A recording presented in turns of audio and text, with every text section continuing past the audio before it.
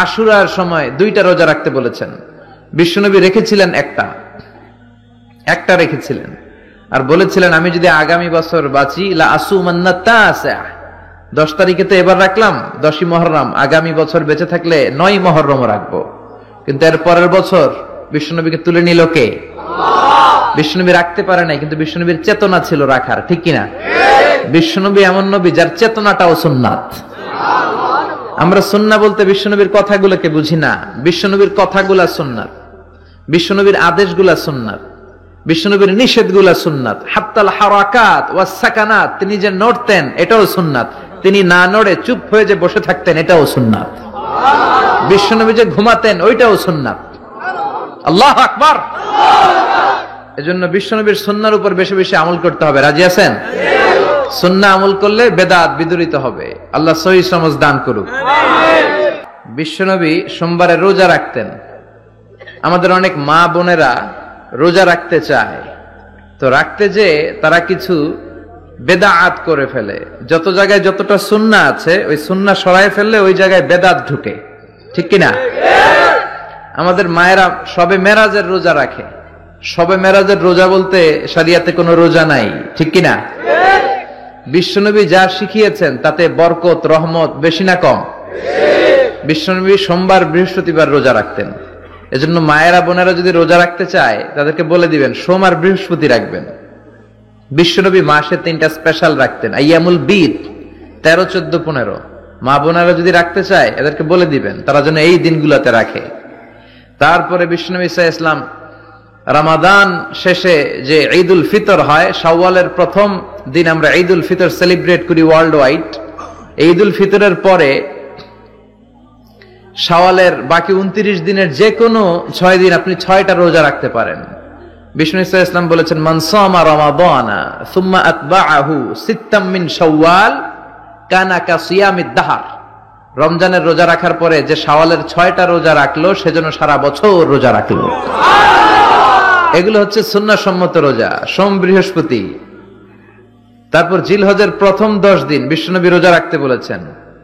আরাফার ময়দানে যেদিন লাব্বাইক আল্লাহুম্মা লাব্বাইক বলে হাজিরা হজ করে ওই দিন রোজা রাখতে বলেছেন। আল্লাহর হাবিব সাল্লাল্লাহু আলাইহি সাল্লাম বলেন সিয়ামু ইয়াউমি আশুরা আহতাসিবু আলাল্লাহি আন ইউকাফফিরা আস-সানাতা আল্লাতী ক্বাবলাহু, যেই ব্যক্তি আশুরার একদিনের রোজাকে পালন করবে আমার আল্লাহ তার বিগত 1 বছরের গুনাহকে কাফফারা হিসেবে maaf করে দিবে। রাসূল করিম সাল্লাল্লাহু আলাইহি সাল্লাম যখন মদিনায় গেলেন, হুজুর দেখলেন ইহুদিরা এই দিনটাতে রোজা রাখে। আল্লাহর হাবিব সাল্লাল্লাহু আলাইহি সাল্লাম জিজ্ঞাসা করলেন, ও ইহুদিরা তোমরা কেন এই দিনের মধ্যে রোজা রাখো?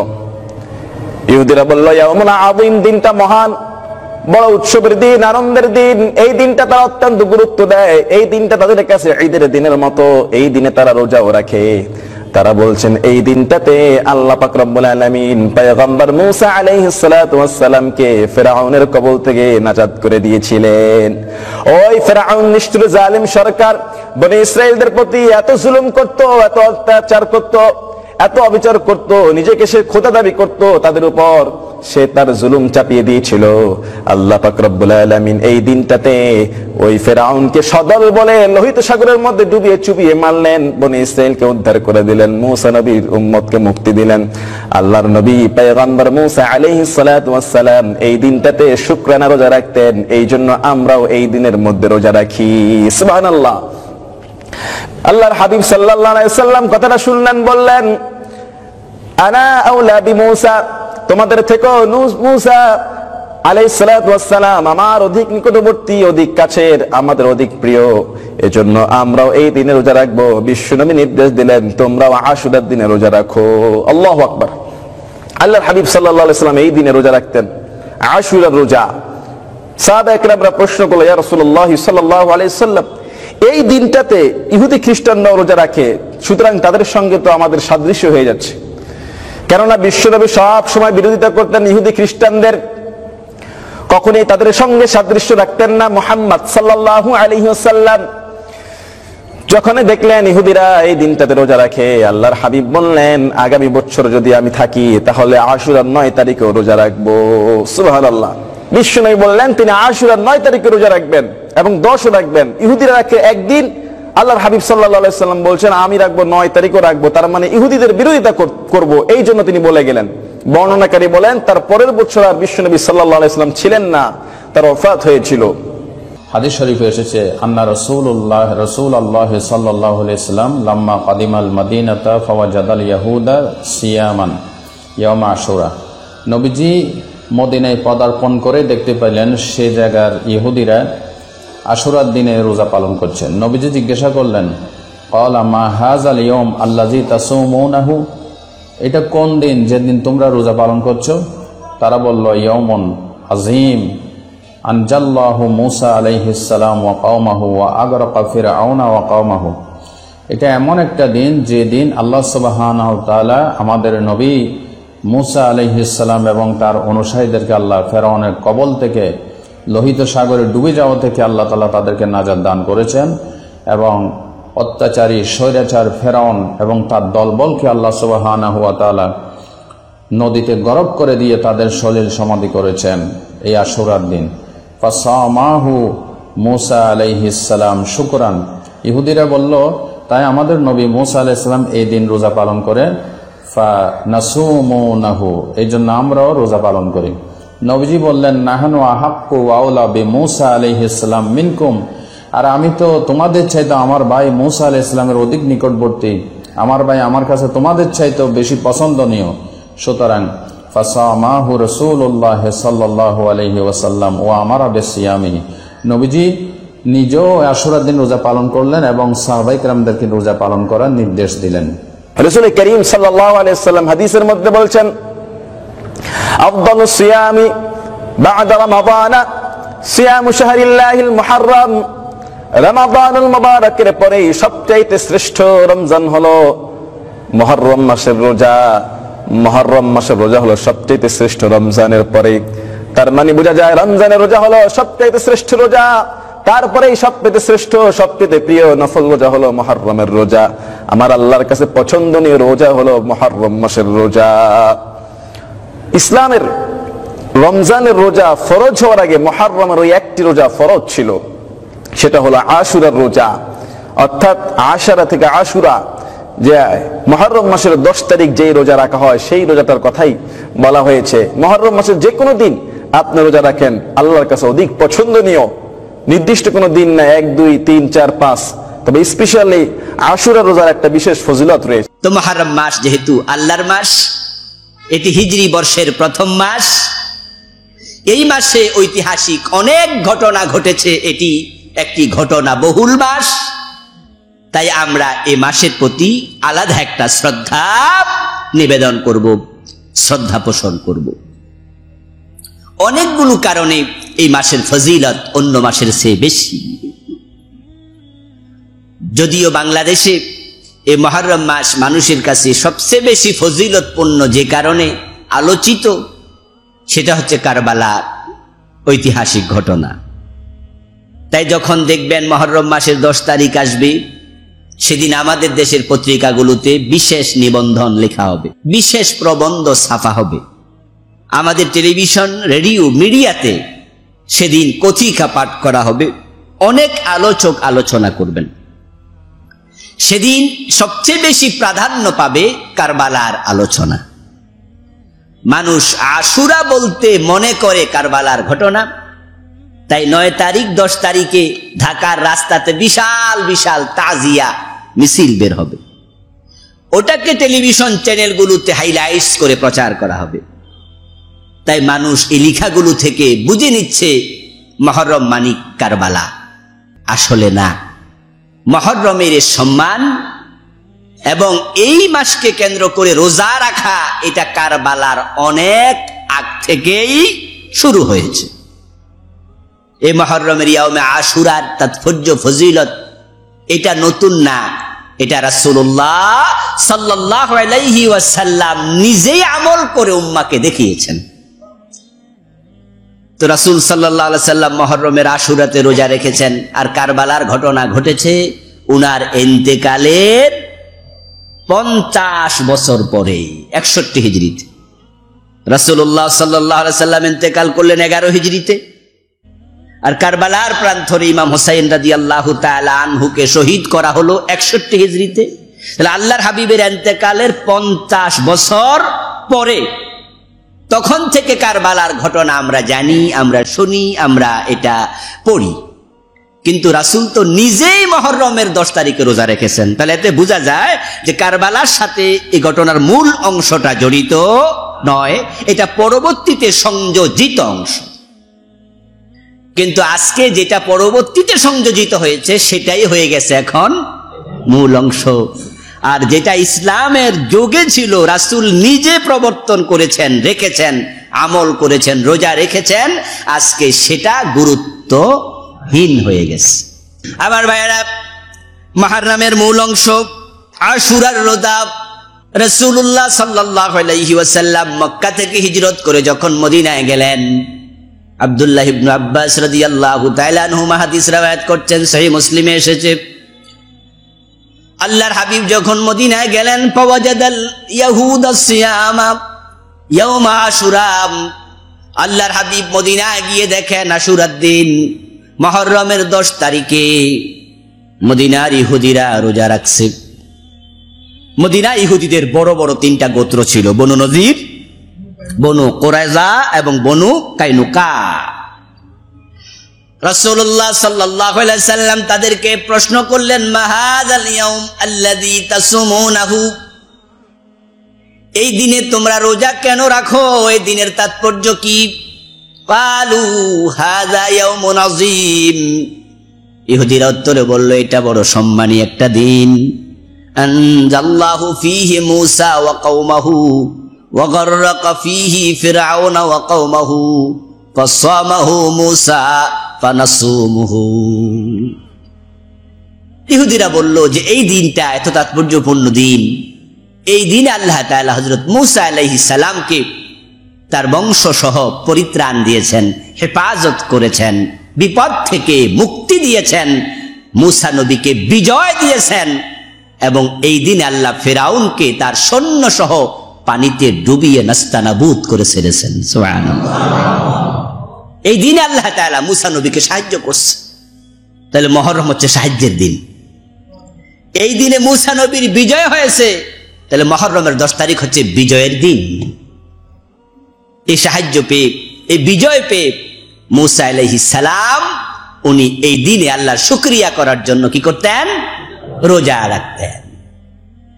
বিজয় এসেছে, আল্লাহর সাহায্য এসেছে, তাই তিনি রোজা রেখেছেন। বিজয়ের দিন কি করা উচিত? মূসা নবীর জীবন থেকে আমরা পাচ্ছি, আমরা সব নবীকে বিশ্বাস করি। মূসা আলাইহিস সালাম সহ অন্য নবীদের ধর্মে যে বিষয়গুলো স্বীকৃত, কোরআনও সেগুলোর অনুমোদন আছে, ওই বিষয়ের মাঝে এটাও একটা। মূসা আলাইহিস সালাম বিজয় পেলেন, ফিরআউনের কবল থেকে রক্ষা পেলেন।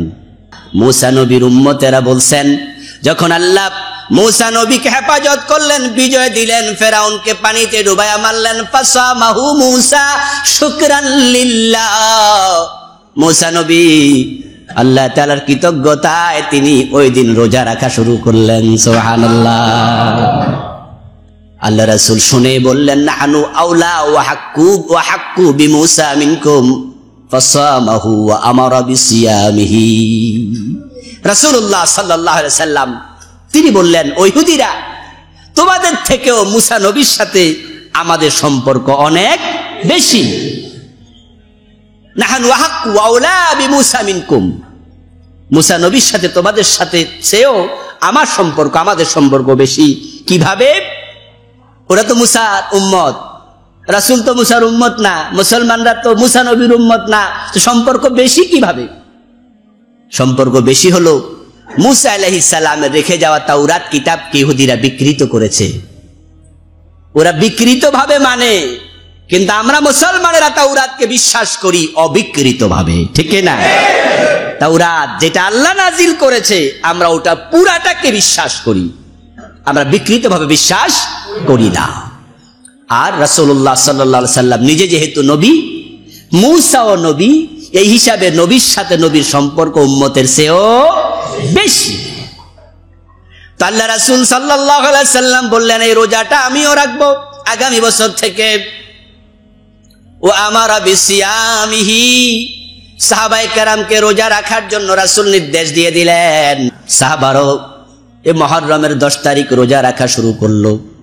মূসা আলাইহিস সালাম যেহেতু বিজয়ী হয়েছেন, ফেরাউন লাঞ্ছিত হয়েছে, তাই সাহাবায়ে কেরামও ওই ভালো কাজের সাথে একাত্ম হয়ে গেলেন। ভালো কাজ যদি আমার দুশমনেও করে, ওই ভালো কাজে দুশমনকেও সহযোগিতা করা উচিত। আর খারাপ কাজ যদি আমার বাবাও করে, তাকেও সহযোগিতা করা যাবে না। এটা ইসলামের শিক্ষা। বিজয় হয়েছে মুসা নবীর, আর রোজা রাখি আমরাও, ঠিক না? বিজয় পেয়েছে মুসা আলাইহিস সালাম, উনার উম্মত রোজা রাখতেছে। রাসূল বলে তোমরাও রোজা রাখো, আমিও রাখবো। এতে বোঝা যায় যখন কেউ কোনো ভালো কাজ করে, সে ভালো কাজ যেই করুক তার সাথে আমরা এক হয়ে যাব, তাকে আমরা সাপোর্ট করব। ওই দিন মুক্তি পেয়েছে, তাই তিনি রোজা রেখেছেন, তোমরা রাখো, আমরাও রাখবো। সাহাবাদেরকে রাখতে আদেশ দিয়ে দিলেন।